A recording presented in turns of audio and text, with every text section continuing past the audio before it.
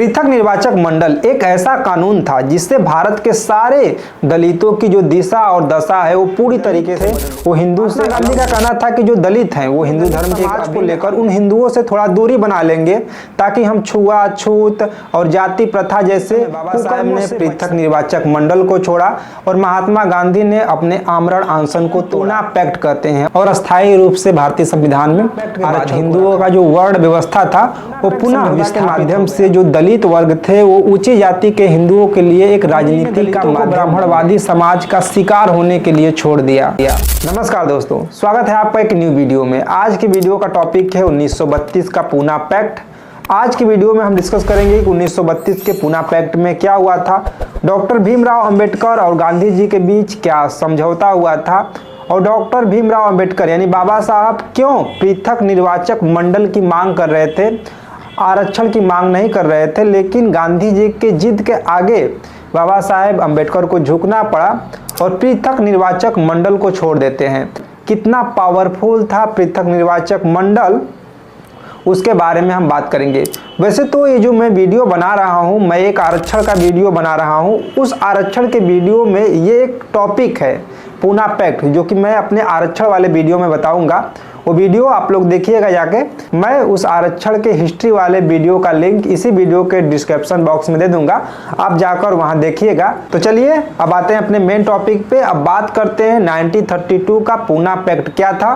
तो उससे पहले मुझे थोड़ा सा पीछे जाना होगा और पीछे से समझाते हुए आना होगा पूना पैक्ट पर। भारतीय इतिहास में ब्रिटिश सरकार द्वारा भारत के भावी संविधान को बनाने के लिए, उस पर विचार विमर्श करने के लिए जो ब्रिटेन सरकार है वो भारत के बड़े बड़े जो नेता थे, जो पॉलिटिशियन थे और जो अलग अलग धर्म और जाति के प्रतिनिधि थे, उनको इंग्लैंड में बुलाया और ये बैठक 3 बार चला, यानी ये बैठक 3 सत्र में चला, जिसे हम प्रथम गोलमेज सम्मेलन, द्वितीय गोलमेज सम्मेलन और तृतीय गोलमेज सम्मेलन कहते हैं। और इस तीनों गोलमेज सम्मेलन में भारत से अलग अलग जाति और धर्म के प्रतिनिधि वहां पे पहुंचे थे अपनी बात रखने के लिए कि संविधान में उनको भी स्थान दिया जाए। उसी क्रम में डॉक्टर बाबा साहेब अंबेडकर ने दलितों का प्रतिनिधि बनके प्रथम गोलमेज सम्मेलन, द्वितीय गोलमेज सम्मेलन और तृतीय गोलमेज सम्मेलन में शामिल हुए थे। प्रथम गोलमेज सम्मेलन 1930 में डॉक्टर भीमराव अंबेडकर ने दलितों के लिए भारत में एक अलग से पृथक निर्वाचक मंडल का मांग किया था। ये पृथक निर्वाचक मंडल क्या होता है ये हम आगे बताएंगे।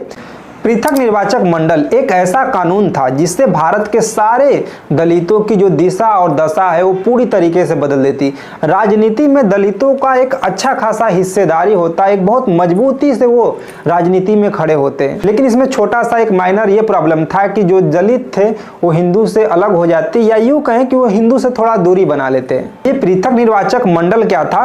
तो पृथक निर्वाचक मंडल एक ऐसा व्यवस्था था कि भारत में जो भी निर्वाचित क्षेत्र है, चाहे लोकसभा हो, चाहे राज्यसभा हो, चाहे विधानसभा हो, जो भी हो, जहां पर डायरेक्ट इलेक्शन होता है, डायरेक्ट चुनाव होता है, अगर उस क्षेत्र में 50% से ऊपर एससी या एसटी के लोग हैं, दोनों मिलाकर एससी एसटी के लोग अगर 50% से ऊपर है तो उस क्षेत्र को पृथक निर्वाचक मंडल के अंतर्गत ले लिया जाएगा। और जो क्षेत्र पृथक निर्वाचक मंडल के अंतर्गत आएगा उस क्षेत्र में सिर्फ एससी एसटी के कैंडिडेट ही चुनाव लड़ सकते हैं। ये तो पहली बात रही। दूसरी बात यह है कि उस एससी एसटी कैंडिडेट को सिर्फ उस निर्वाचित क्षेत्र के जो एससी एसटी के वोटर हैं वही वोट कर सकते हैं। बाकी उस निर्वाचित क्षेत्र में अगर कोई जनरल है, कोई ओबीसी है तो उसको वोट देने का अधिकार नहीं था।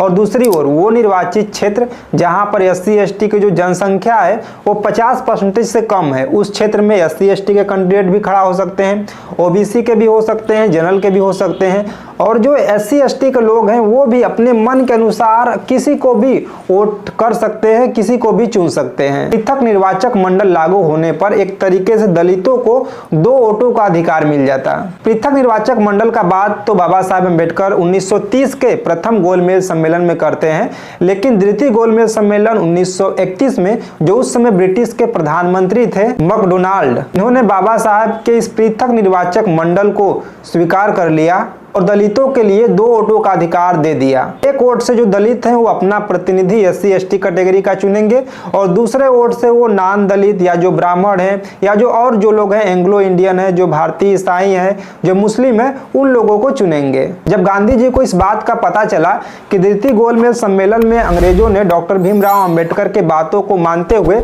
भारत में पृथक निर्वाचक मंडल लागू करने का निर्णय लिया है, तब महात्मा गांधी ने इसका विरोध किया। इंग्लैंड में भी इसका विरोध किया और उसके बाद भारत में भी इसका विरोध किया। महात्मा गांधी का कहना था कि जो दलित हैं वो हिंदू धर्म के एक अभिन्न अंग है, इन्हें हिंदू धर्म से अलग नहीं किया जा सकता। अंग्रेजों को ये हमें आपस में बांटने की चाल है। पहले हिंदू और मुसलमानों को बांटा और हिंदू में हिंदू और दलितों को बांट रहे हैं। सितंबर 1932 में, उस समय महात्मा गांधी पुणे के यरवदा जेल में बंद थे और वो जेल में ही आमरण अनशन शुरू कर देते हैं पृथक निर्वाचक मंडल के खिलाफ कि भारत में पृथक निर्वाचक मंडल नहीं लागू होने देंगे, दलितों को हिंदू से नहीं अलग होने देंगे। डॉक्टर भीमराव अंबेडकर आके हमसे बात करें, निगोशिएट करें, इसके लिए महात्मा गांधी आमरण अनशन पे बैठ जाते हैं। बाबा साहेब अंबेडकर ये सोच रहे थे कि अंग्रेजों ने तो पृथक निर्वाचक मंडल को मंजूरी दे दी है, अब इसके बाद जैसे ही भारत में पृथक निर्वाचक मंडल लागू होगा, हम अपने दलित समाज को लेकर उन हिंदुओं से थोड़ा दूरी बना लेंगे ताकि हम छुआछूत और जाति प्रथा जैसे कुकर्मों से बच सके और दलितों का जो राजनीतिक, धार्मिक और नैतिक शोषण हो रहा है उससे कम से कम जो दलित है वो बचेंगे। गांधी जी के आमरण अनशन का चौथा दिन होने वाला था और गांधी जी की जो हालत थी वो बिल्कुल खराब होने लगी। फिर अम्बेडकर साहब ने भी सोचा कि यार देश के इतने बड़े स्वतंत्रता सेनानी है, अगर इनकी मृत्यु हो जाती है हमारे वजह से, पृथक निर्वाचक मंडल की वजह से, तो वाकई इसका जिम्मेदार पूरा दलित समाज होगा और हिस्ट्री में ये एक बात लिखी जाएगी कि एक फ्रीडम फाइटर का जो मौत है वो दलितों की वजह से हुआ है। और जो गांधी जी की वाइफ थी कस्तूरबा, वो भी आती है अम्बेडकर साहब के पास अपने पति को बचाने के लिए रिक्वेस्ट करती है।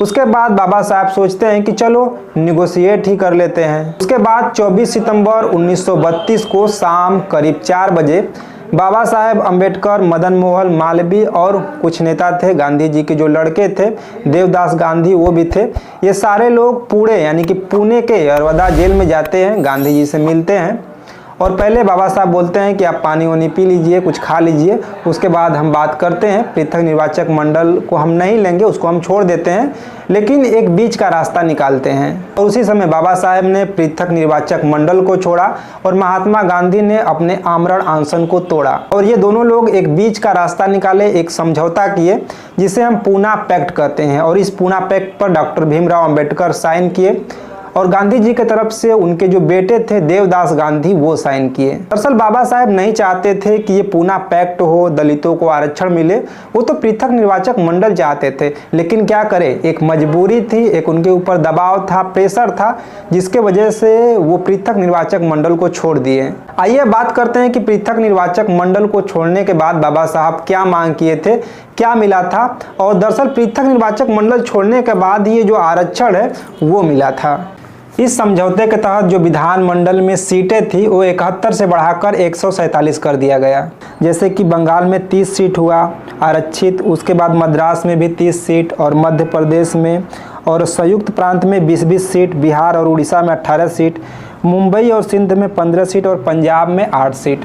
उसके बाद जब डॉक्टर भीमराव अंबेडकर ने आरक्षण का मांग किया और पृथक निर्वाचक मंडल को छोड़ा तो बहुत सारे सीट बढ़ाई गई, लेकिन जो पृथक निर्वाचक मंडल था उसमें से 80-81 से ही ऐसी सीटें जो आती थी जिसमें पृथक निर्वाचक मंडल लागू होगा और बाकी जगह पर नहीं होता था। उसके बाद इसी समझौते के अंतर्गत जो SC/ST कैटेगरी के लोग हैं उनको शिक्षा में आरक्षण दिया गया, जो भी गवर्नमेंट कॉलेज है, और उनको नौकरियों में कुछ सीटें उनके लिए आरक्षित कर दिया गया। उसके बाद आगे चल के जब डॉक्टर भीमराव अंबेडकर को प्रारूप समिति का अध्यक्ष बनाया गया और जब संविधान लिखाया गया, उसके बाद भी बाबा साहेब ने संविधान में आरक्षण का बात की और अस्थायी रूप से भारतीय संविधान में आरक्षण को रखा। आइए बात करते हैं कि पृथक निर्वाचक मंडल छोड़ने के बाद और पूना पैक्ट समझौता के बाद जब दलितों का आरक्षण मिला तो उसके बाद दलितों की जो स्थिति है, SC/ST कैटेगरी के लोग की जो स्थिति है, उसमें कैसा सुधार आया हुआ या कितना सुधार आया।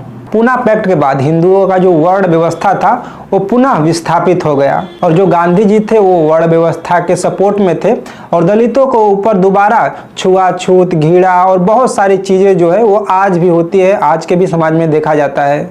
पृथक निर्वाचक मंडल छोड़ने के बाद और पूना पैक्ट समझौता के बाद या आरक्षण मिलने के बाद दलितों की स्थिति में कोई बहुत बड़ा परिवर्तन नहीं हुआ। पूना पैक्ट समझौता के माध्यम से जो दलित वर्ग थे वो ऊंची जाति के हिंदुओं के लिए एक राजनीति का माध्यम बन गए, राजनीति हथियार हो गए, आरक्षण पर राजनीति होने लगा। पूना पैक्ट समझौता ने दलितों को हिंदू से अलग होने पर रोक लगा दिया। इस समझौते के परिणाम स्वरूप जो दलित जातियां है वो पूरा कास्ट सिस्टम में रहने लगी और वो दोबारा जो छुआछूत जो जाति भेद है इसको झेलने लगी।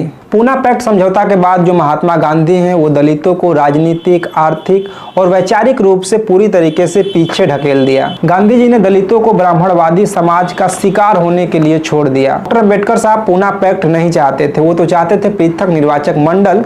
इसके लिए उन्होंने कई साल लगातार मेहनत किया और गोलमेज सम्मेलन 3 बार शामिल हुए और वहां पे प्रथम गोलमेज सम्मेलन, द्वितीय गोलमेज सम्मेलन में अपनी बातों को दलितों की तरफ से प्रतिनिधि बन के वहां पे गए थे।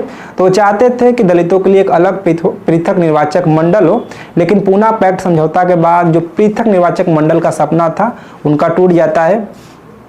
तो बस आज के वीडियो में इतना ही, और मैं आरक्षण पर एक कंप्लीट वीडियो बना रहा हूं, एक डॉक्यूमेंट्री वीडियो बना रहा हूं, वो वीडियो आप जाकर देखिएगा। और उसी वीडियो का ये छोटा सा पार्ट रहा पूना पैक्ट 1932 जो कि मैंने आपको वीडियो में बताया, और उस वीडियो में भी हम 1932 पूना पैक्ट के बारे में बात करेंगे, तो वो वीडियो आप जाकर देखिएगा। बहुत ही अच्छा। चलिए, बहुत बहुत धन्यवाद, मिलते हैं नेक्स्ट वीडियो में।